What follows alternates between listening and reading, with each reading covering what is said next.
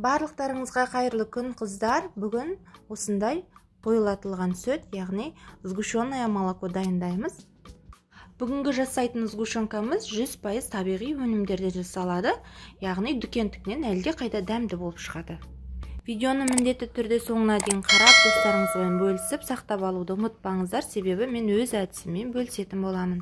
Асты қалың ыдысқа немесе қазанға 1 литр қолдың шикі сүтін құямыз, үстіне 350 грамм қантымызды саламыз. Менде қолдың сүті болмағаннан кейін дүкеннің ең жақсы деген 4%-ық сүтін қолдандым.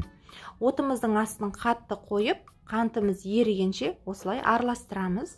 Қантымыз еріп, сүтіміз қайнай бастағанда плитамыздың астын орташа градустан төмен градусқа басып қоямыз.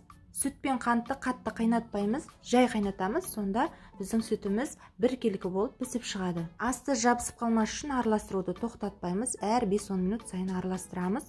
Біздің сүтіміз сары болғаннан кейін, міне осындай сары түске енді, ішінде қаймақтар бетіне шығып тұр, оған мән бермейміз. Осындай блендердің көмегімен барлығын біркелкі қылып мен араластырып алдым.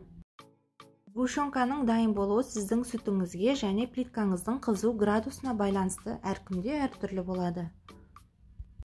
Жасалуы тез, өте оңай, құрамы небәрі ғана 2-ақ қана қоспадан тұрады. Міндетті түрде жасап көріңіздер. Инста парақшама да тіркелуді ұмытпаңыздар. Сгущенканың дайын болғанын білу үшін осындай асты құрғақ ыдысқа 1-2 тамшы тамызсақ, ол ағып кетпеу керек. Бұл уже бізде дайын болғандығы. 1 литр сүттен ыдысымен қосып есептегенде 782, яғни таза 695 грамм сгущенка шықты. Асықпай суытып, сгущенкамызды тоңазытқышта сақтасақ болады. Сұрақтарыңыз болса, комментарийға қалдыра кетіңіздер.